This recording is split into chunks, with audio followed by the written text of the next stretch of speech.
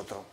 Creemos que los nuestros son los buenos y que los del otro, esos sí que eran unos criminales. Y a mí me parecía muy interesante, por ejemplo, el trabajo de Cercas en España o el trabajo de Martínez de Pisón, que buceaban en la ambigüedad moral de la gente que participa en una guerra, en lo difícil que resulta juzgar a lo que ha pasado, en lo malos que pueden ser los buenos y en lo buenos que pueden ser los malos. Y eso es lo que me fascinaba de esta historia, ¿no? Que me pusiese en contacto con eso. Y escribir una novela de personajes que están vivos, porque los personajes que te inventas en una novela, pues eso, te los inventas en una novela. No te van a venir a protestar. Estos personajes te van a decir si los has escrito bien o si los has escrito mal. Y eso era un reto creativo muy interesante. Y muy valiente yo. No, no fue muy valiente. Sería valiente hablar de los de Colombia, que están sueltos, pero estos están todos presos. La gente me dice, es muy valiente, y a veces yo digo, sí, soy muy valiente, pero en realidad no es una gran proeza de valor. Al contrario, yo lo hice porque sabía que era lo último que les quedaba, a todos. Es decir, son odiados, son juzgados, son condenados. La última posibilidad que tienen de no ser odiados para siempre es contar su historia. Es contar su historia, decir por qué hicieron lo que hicieron. Y entonces ellos me necesitaban, en algún sentido. Y incluso a los que no les ha gustado el libro han sido muy delicados para transmitírmelo. Considerando que algunos han matado a 40 personas, es de admirar que traten de ser muy educados en decirte qué es lo que no les ha gustado o si les ha gustado del libro. Pero ellos saben que un libro que cuente sus historias sin juzgarlos es lo mejor que ellos pueden conseguir, ¿no? Comentaba yo antes con él que en toda su obra, no solamente en esta, el no juzgar, el no trasladar, el juicio sobre lo que ocurre en la obra al lector es uno de los elementos esenciales que recuerda a Conrad, por ejemplo, la voz de Conrad, y que él posee, o sea, además de muchos otros. Y eso sí está en toda tu obra, lo puedo decir. Es que creo que es cada vez más difícil juzgar. Cuando yo crecí, hasta los años 90, digamos, la gente, había grandes verdades, ¿no? Eras capitalista o eras comunista, y según eso tú podías juzgar quién hacía las cosas bien y quién hacía las cosas mal. Luego se cayó el muro de Berlín y ahora se cayó Wall Street. Entonces, es muy difícil tener una gran verdad sobre la cual te puedas parar y juzgar. Puedes ser un testigo, puedes contar, puedes ir, preguntar o inventar y contar una historia que haga que los lectores se pregunten cosas, pero me cuesta mucho tener una opinión demasiado contundente sobre las cosas. Sufro, trabajo en la radio, tengo una hora en la radio por semana y opinamos de un montón de cosas globales y me siento fatal. Es decir, sé que en la radio hay que opinar, ese es tu trabajo, ¿no? Dar alguna referencia de opinión, estar informado y decirlo. Pero me cuesta profundamente tener una opinión demasiado contundente sobre las cosas, porque las cosas siempre son más complicadas de lo que tú puedes ver. Bueno, pues podemos avanzar un poquito más. Mira, Abril Rojo le dieron el premio Alfaguara en el año 2006, La Cuarta Espada, en Memorias de una Dama. En todas ellas se llega a cruzar este umbral, tú lo dices, cruzar el umbral, es una frase tuya, de la resistencia humana al salvajismo. Yo añado físico y moral, porque claro, no solamente estamos en el tema de violencia física, pero ya en el Príncipe... Memorias de una Dama es amable, no es muy cruel. Abril Rojo es cruel.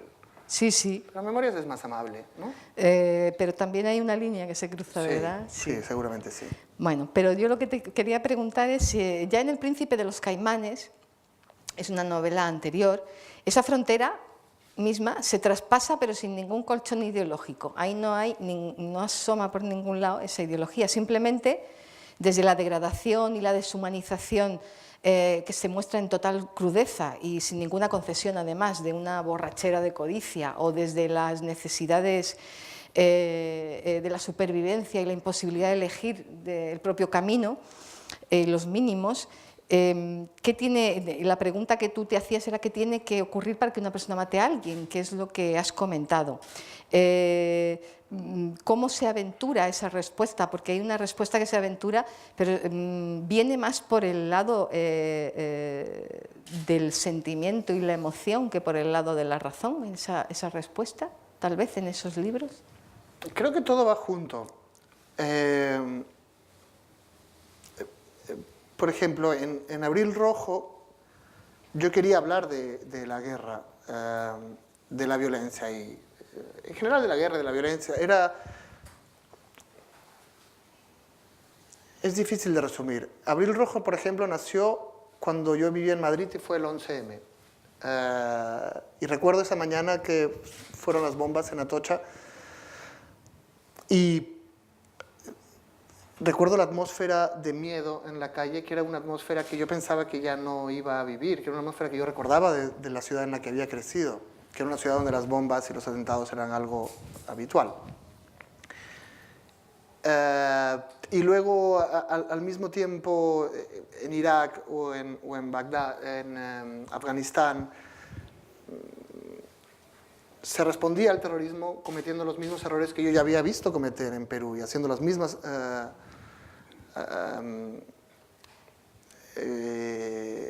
tonterías que yo ya había visto fallar en Perú. Y pensé, vale la pena contar esto, vale la pena contar el horror de todas estas cosas que yo he vivido y que ahora el mundo vive. Pero la historia era demasiado terrible. Muchas de las cosas que yo había leído y visto eran de tal nivel de violencia, de tal nivel de crueldad, que no son agradables de leer. No puedes hacer un libro con 300 páginas de mutilaciones, violaciones y atentados. Para eso te sirve la imaginación. Entonces, en el caso de Abril Rojo pensé, vamos a crear un asesino en serie como los de las películas que siempre me han gustado, como los de Seven, como el de El silencio de los inocentes, El silencio de los corderos se llama aquí. Pensé, siempre me ha gustado este género y quiero hablar de esto.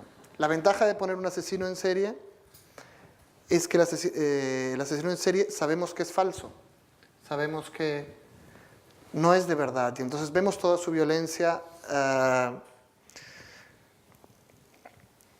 y en segundo plano va apareciendo todo el escenario de la violencia real y todas las cosas que pasaron en la realidad y que pasan de un modo u otro en todas las guerras.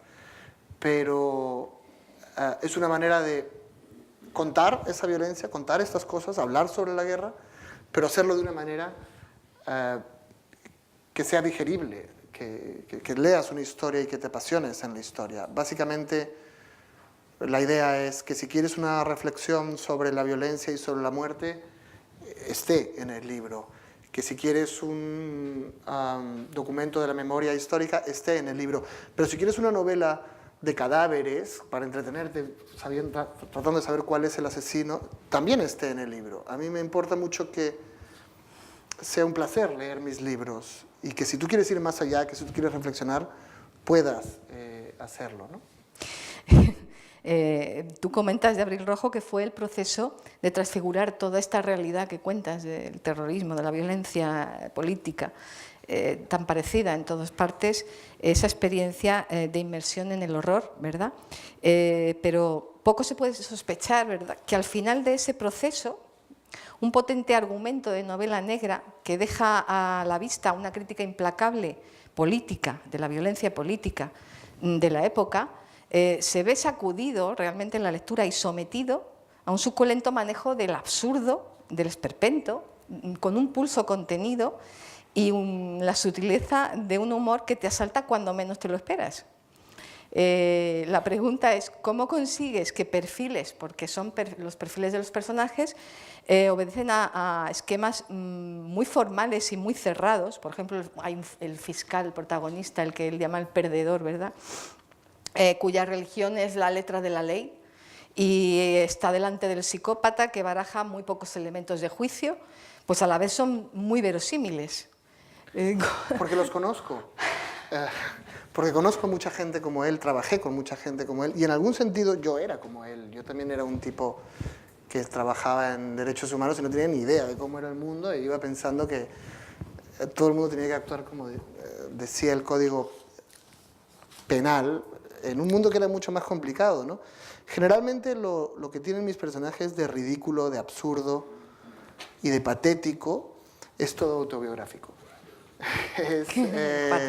Sale de las mismas cosas que yo veo que fallan en mí y que le dan vida a esos personajes. Y luego se alimentan con otras realidades y con otros personajes, pero siempre parto de la realidad que veo a mi alrededor. Creo que es verdad que tiene siempre mucho sentido del humor lo que yo escribo, pero creo que soy más humorístico de lo que yo mismo soy consciente. O sea, la gente se ríe de cosas que a mí no me parecen muy graciosas en mis libros. Y quizás es porque para mí el humor es una especie de arma de defensa frente a la realidad. El humor es una manera es un mecanismo para que no te afecte tanto un mundo que no te gusta. Y eso, en general, creo que les pasa a mis personajes. Viven en un mundo terrible y el mundo se viene abajo a su alrededor de un modo u otro. Pero ellos son muy graciosos, sí, son muy ridículos. Porque necesito que se alimenten de cosas que yo reconozco, ¿no? Cercanas, y mi mirada sobre el mundo es un poco absurda. Creo que el mundo está lleno de cosas absurdas y ridículas, y cuando escribo es inevitable que aparezcan esas cosas. Los informes del fiscal no tienen desperdicio, ¿eh? Bueno, es que parte de mi trabajo una época era corregir la gramática de los informes penales, que eran desastrosos. En un país con muy poca alfabetización, es muy curioso, en un país con mucho analfabetismo como el Perú, los funcionarios se sienten importantes por demostrar que ellos sí saben escribir.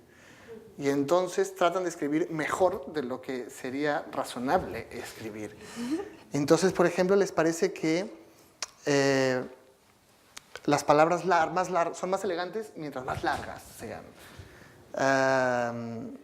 En vez de recibir un informe, recepcionan un informe.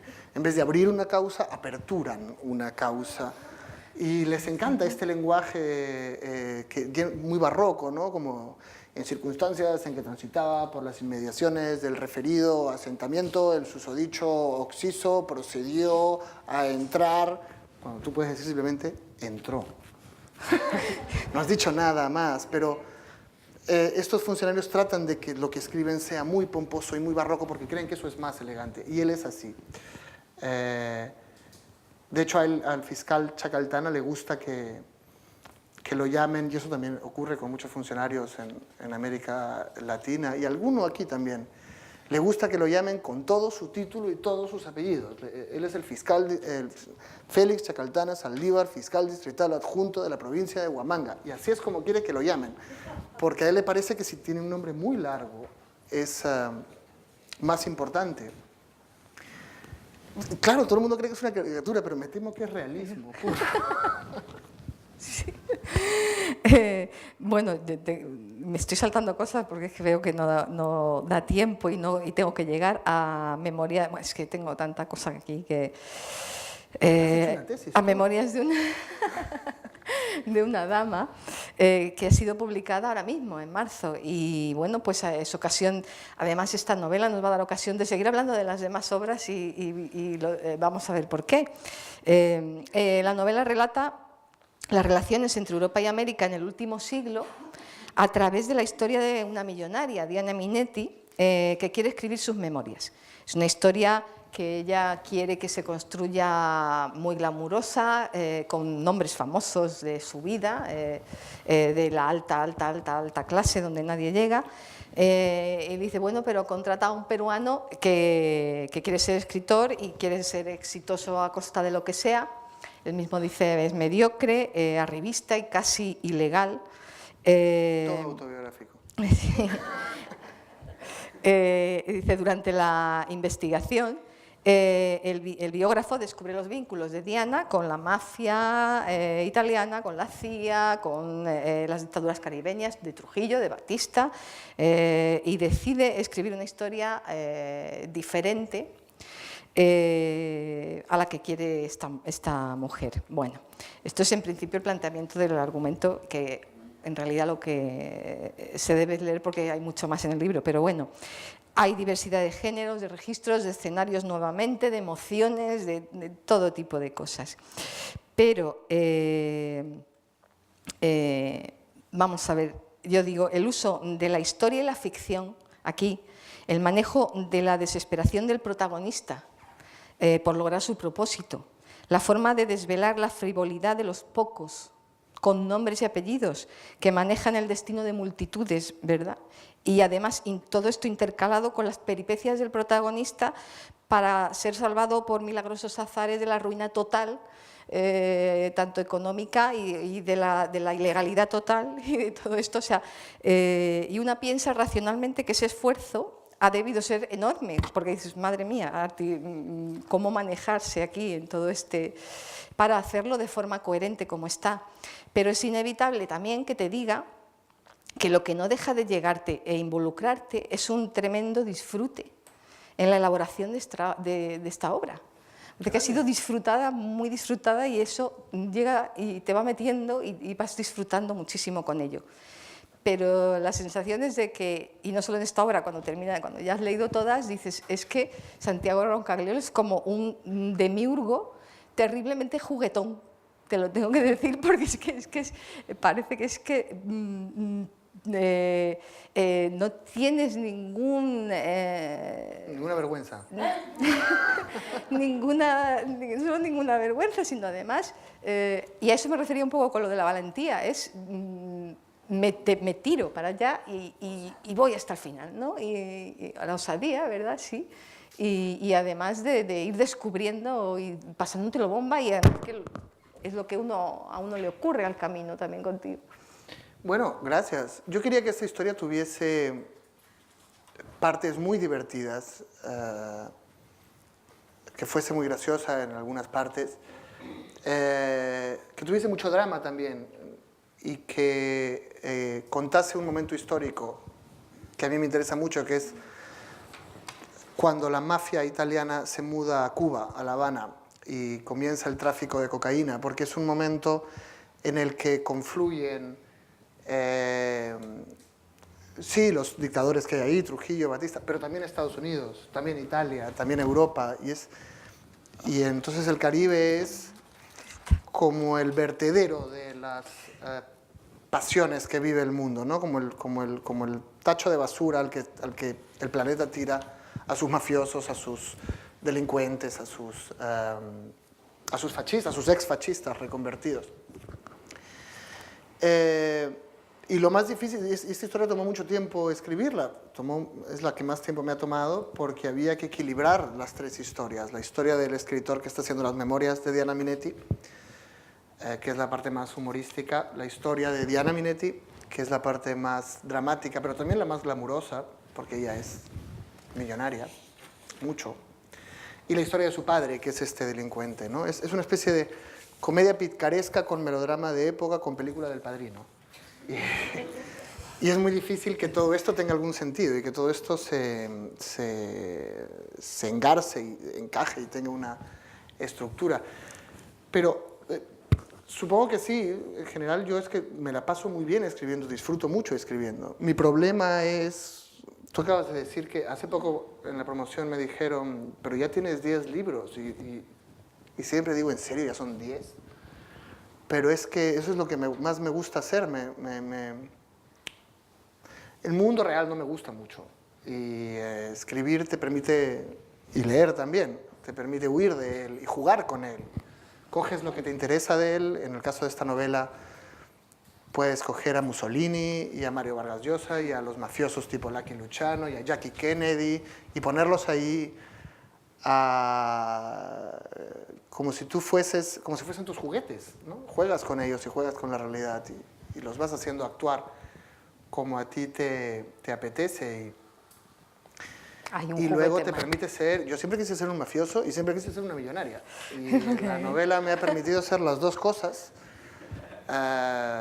sin las consecuencias penales, sobre todo de ser un mafioso. Y también juego mucho con mi propia realidad personal, ¿no? Creo que después de escribir 2 libros como Abril Rojo y como La Cuarta Espada, que son muy políticos, o bueno, que hablan de temas muy políticos, sobre todo sentía que todo el mundo me tomaba demasiado en serio, que todo el mundo esperaba que yo tuviese como grandes verdades respecto de las cosas y supongo que el personaje, el narrador, se parece mucho a lo que yo era cuando llegué a España, que soy un escritor buscándose la vida y haciendo lo que pueda, y es bastante absurdo también, pero porque yo mismo no me tomaba tan en serio, ¿no? Y quería que esta novela tuviese eso también.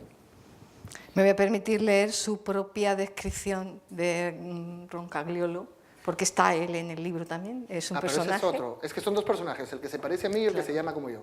Sí, sí, pues vamos a ver lo que dice del que se llama como tú. Ok, no sé si quiero escucharlo, pero bueno. En consonancia con su imagen de joven escritor, Roncagliolo era el típico cabrón, divo y seguro de sí mismo, que usa lentes Armani y un reloj de pulsera que pareces de pared. Dice, daba la impresión de haberse aprendido cada uno de los chistes y anécdotas que debía contar en la presentación. Hasta tenía 4 o 5 frasecitas para parecer serio y comprometido. Dice, un redomado mentiroso podía olerlo. Era como si cada centímetro de su cuerpo fuera de mentira. Y encima, no contento con esto, va y al protagonista se lo lleva de putas y encima lo deja tirado después. O sea, el cuadro de Roncagliolo es tremendo. Sí, sí. Sí. ¿Cuál es la pregunta? La pregunta es que juegas hasta contigo mismo, pero en realidad yo esto es que no lo iba a leer, porque lo has dicho no tú. Tenías que ahí. Lo que iba es a ir a Pudor, que no hemos hablado de ello y no quería dejarlo fuera porque es una novela completamente distinta nuevamente, es un retrato intimista de una familia a través de las relaciones de cada personaje con su propia, la propia utilidad que en ese momento vital de ese retrato, de esa foto fija, le da a su relación con el sexo, ¿no? Para unos es la relación a través de la muerte, otra persona es la soledad, otro es el descubrimiento de la propia identidad, o sea, digamos, hay diversos caminos de relación con el sexo. Fue llevada al cine, me gustaría preguntarle muchas cosas, pero él aquí en este propio libro también describe, dice lo que habla de Pudor, lo maltrata directamente, maltrata la novela del Príncipe de los Caimanes también, o sea, no se corta en absoluto. Y dices, bueno, si alguien lee Memorias de una dama y dice, leeré yo después Pudor, leerá después el lector... Bueno, si te gusta Memorias de una dama, a lo mejor te gusta Pudor. Yo quería jugar con eso,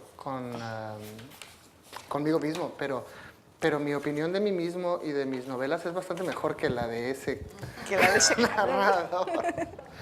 Pero él odia de alguna manera el narrador de Memorias de una dama, que es un escritor fracasado, y el Roncagliolo al que él detesta, son pues 2 momentos distintos de mi vida, pero creo que de la de todos los escritores, porque es una carrera muy regular, subes y bajas, hay libros que van muy bien, hay libros que van muy mal. Y quería hablar sobre el éxito y el fracaso, ¿no? Y cómo el escritor fracasado odia al escritor que le va bien, pero lo necesita. Necesita que lea sus libros, necesita que le presente un editor, necesita que le dé una buena frase para poner en la fajita de su libro. Y el que tiene éxito odia al fracasado, sobre todo lo desprecia, pero también lo necesita. Para que tú tengas éxito en algo, tiene que haber fracasados. Si no, no tiene ningún mérito, si no, no es un éxito lo que has hecho. Y esa relación entre los dos me permitía hablar de uno de los temas de la novela, yo creo, que es el éxito y el fracaso. Pero también yo satirizo a mucha gente real y a muchas situaciones reales. Y creo que es de buena educación, si te vas a burlar del resto del mundo, empezar por burlarte de ti mismo. Y todos lo aceptan mejor. Si te burlas de ti mismo, todo el mundo dice, bueno, está bien, se ha burlado de mí, pero también de él. Y te ahorra un montón de problemas. Ese es uno de los temas. Y otro de los temas, para esta novela tú decías que lo más útil había sido basarte en un momento dado, y además con bastante ironía, basarte en vidas reales, deformarlas, exagerarlas y destrozarlas. Sí. En un momento dado. Y los protagonistas, en concreto, los dos personajes, son en principio opuestos, aparentemente, totalmente opuestos. Viven su vida, sin embargo, al final se va viendo que entre los dos mismos polos, del dinero y la autoestima, ¿no?